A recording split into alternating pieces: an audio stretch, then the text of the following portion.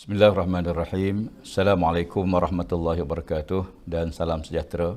Alhamdulillahirabbil alamin wassalatu wassalamu ala asyrafil anbiya'i wal mursalin sayyidina Muhammad wa ala alihi wa sahbihi ajma'in.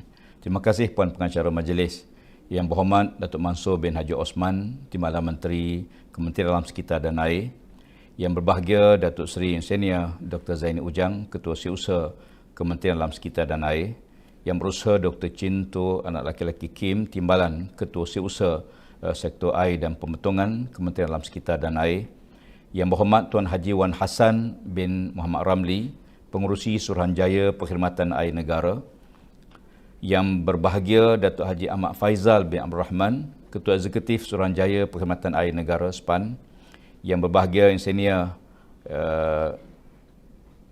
Dr. Haji Muhammad Ashari bin Daud, Presiden Persatuan Air Malaysia. Terima kasih di atas kehadiran semua jawatankuasa dan urus setia dalam menjayakan program kita pada hari yang mulia ini. Alhamdulillah, pertama-tama segala puji bagi Allah Subhanahu wa taala di atas kurniaan nikmat yang tidak terhitung luasnya kepada kita semua. Wa in ta'uddu ni'matallahi la tuhsuha. Kalau kamu nak hitung nikmat Allah, nescaya kamu tidak akan dapat menghitungnya. Dengan izin Allah Subhanahu wa taala, kita dapat mengadakan suatu majlis convention yang sangat penting dan signifikan dalam industri perkhidmatan air di Malaysia khususnya. Saya mendoakan agar program ini mengundang rahmat dan keberkatan daripada Allah Subhanahu wa taala untuk kita dan negara yang kita cintai. Memulakan perbincangan pada kali ini, saya ingin memetik suatu ayat Quran daripada surah Al-Hajj ayat 63. Firman Allah Taala, auzubillahi minasyaitanirrajim. Alam tara anna Allah anzala minas sama'i ma'a fatusbihul ardu muhdara. Innallaha latifun khabir. Sesungguhnya, maksudnya, adakah kamu tidak melihat sesungguhnya Allah Ta'ala menurunkan air daripada langit, maka jadilah bumi hijau dan subur. Sesungguhnya Allah maha halus dan maha lemah lembut dan maha mendalam pengetahuannya. Tuan-tuan dan puan-puan dirahmati Allah sekalian, banyak firman Allah Ta'ala dalam Al-Quran Al-Karim dan hadis Nabi SAW yang bicarakan perihal tentang air yang sangat mengandungi maksud yang sangat luas, naratif dan kepentingan bagi seluruh alam. Air diciptakan oleh Allah Subhanahu wa taala adalah salah satu daripada sumber kehidupan bagi makhluk yang bernyawa, sama ada untuk manusia, haiwan maupun tumbuh-tumbuhan. Bahkan Al-Quran menjadikan air juga sebagai pengibarat tentang bagaimana kuasanya Allah menghidupkan makhluk yang telah meninggal, yang telah mati. Nikmat besar ini perlu kita syukuri dan perlu kita urus dengan sebaik mungkin. Mudah-mudahan tidak berlaku kezaliman dan kerosakan bagi seluruh alam dan kehidupan yang kita cintai. Tuan-tuan dan puan-puan dirahmati Allah sekalian, saya ingin mengambil kesempatan ini untuk menzahirkan tahniah ke atas Persatuan Air Malaysia MWA dan syarikat Proteb kerana telah pun menganjurkan program yang cukup bermakna pada hari ini, iaitu Malaysia International Water Convention atau MIWC 2021. Saya dimaklumkan bahawa MIWC merupakan kesinambungan dan penjenamaan semula bagi program Water Malaysia yang pernah dianjurkan sebelum ini. Saya optimis penjenamaan ini seiring dengan perubahan yang akan diterjemahkan dalam convention hari ini.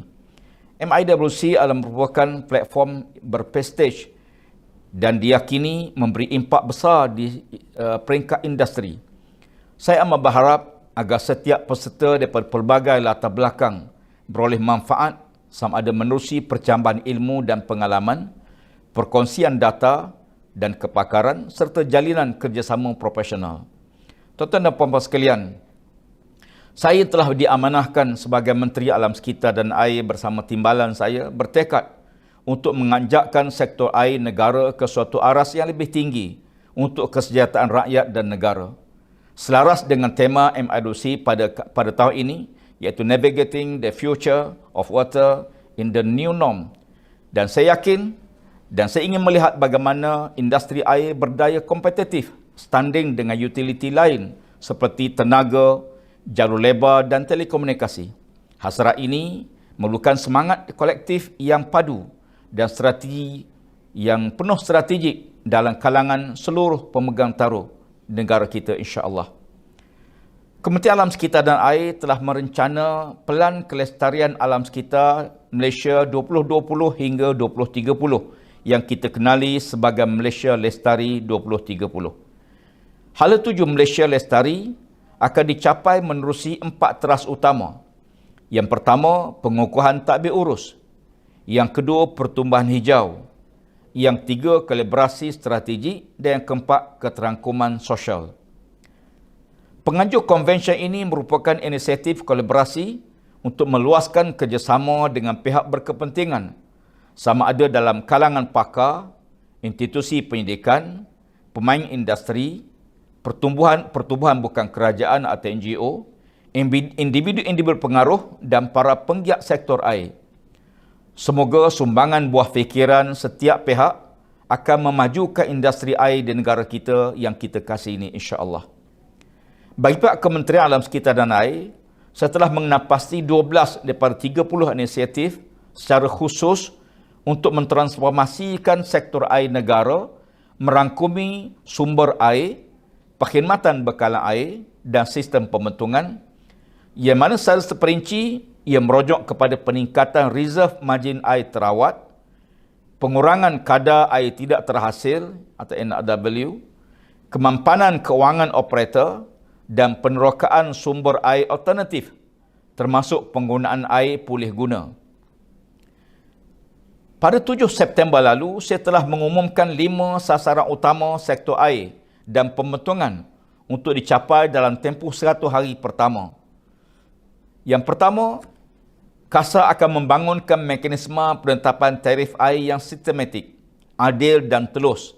Mekanisme ini akan berupaya memastikan kekukuhan kewangan jangka masa panjang operator-operator air dan secara tidak langsung berupaya menjamin kualiti perkhidmatan bekalan air yang lebih baik, khususnya kepada pengguna. Yang kedua, KASA akan menyiapkan 11 projek baru untuk menyelesaikan masalah bekalan air di 5 kawasan luar bandar dengan kos sebanyak 468,000 menerusi pendanaan wakaf air. Dijangka jumlah keseluruhan projek yang disiap dilaksanakan pada tahun 2021 ialah sebanyak 18 projek. Dan yang ketiga, Kementerian meletakkan sasaran menghasilkan 4 juta liter air pulih guna daripada influen pembentungan pada tahun 2021, menerusi strategi penerokaan sumber air alternatif dan promosi ekonomi kitaran. Yang keempat, Kementerian meletakkan sasaran liputan bekalan air untuk ditingkatkan daripada 96.9% kepada 97% untuk mendukung inisiatif Matlamat Pembangunan Mampan 2030. Dan yang kelima, KASA akan meningkatkan kadar reserve margin air terawat nasional, akan ditingkatkan daripada kadar semasa 13.0% kepada 13.2% pada akhir tahun 2021. Saya juga ingin mengulangi penegasan pada hari ini bahawa KASA memandang serius cabaran dan impak perubahan iklim terhadap sektor air di Malaysia. Pelbagai bencana alam yang melanda Malaysia mutakhir ini seperti banjir kilat dan kenaikan paras air laut menggambarkan keseriusan ancaman yang bakal berlaku pada masa hadapan. Justru, KASA mengambil kira pelbagai faktor yang semakin rencam dan dalam menggubal rancangan dan pelaksanaan projek infrastruktur air. Selain daripada itu, pihak Institut Pendidikan Air Kebangsaan Malaysia atau NAHRIM telah pun menerbitkan sebuah buku yang sangat bernilai yang bertajuk Climate Change Adaptation Framework for Water Sector sebagai asas rujukan. Buku ini menggariskan kerangka utama termasuk aspek dasar, perancangan dan strategi yang relevan untuk mengadaptasi perubahan iklim bagi mengurus sumber air, perkhidmatan air dan bencana alam. Lebih menujakan, KASA juga terlibat secara aktif dalam kajian transformasi sektor air 2040 yang diterajui oleh Unit Perancangan Ekonomi Jabatan Perdana Menteri melalui Akademi Sains Malaysia. Objektif kajian ini adalah untuk membangunkan hala tuju jangka panjang sektor air sebagai salah satu sektor ekonomi yang mampu menjana pertumbuhan negara. Untuk makluman semua, sebanyak 8 bidang utama kajian yang dilakukan iaitu yang pertama, advokasi kepada pembinaan kapasiti. Yang kedua, data bersepadu pengurusan air. Yang ketiga ialah revolusi industri 4.0 dalam bidang air. Yang kelima, virtual water and water footprint. Yang kelima ialah saling kaitan antara air, makanan dan tenaga. Yang keenam ialah adaptasi perubahan iklim. Manakala yang ketujuh ialah pembiayaan alternatif sektor air dan yang ke-8 ialah air sebagai sektor ekonomi. Ke-8 poin ini adalah merupakan perkara yang sangat penting untuk kita meneliti dan mengkaji lebih halus dan lebih teliti. Tuan-tuan dan puan-puan sekalian, insya-Allah saya dan seluruh warga KASA komited untuk menjayakan semua sasaran 100 hari serta inisiatif sektor air dan pembentungan dalam Malaysia Lestari 2030. Saya yakin usaha yang komited, dukungan yang padu serta sokongan semua pihak akan memajukan sektor air di Malaysia. Dan saya mengucapkan jutaan terima kasih dan tahniah kepada Persatuan Air Malaysia atas penganjuran MIWC 2021 yang cukup besar maknanya kepada kita semua pada hari ini. Dan saya doakan agar konvensyen ini berjalan dengan lancar dan mencapai matlamat yang telah ditetapkan. Semoga usaha murni ini diberkati oleh Allah Ta'ala, dipermudahkan segala urusan kita. Perlu kita menjaga SOP dalam cabaran yang masih belum selesai, pandemik COVID-19.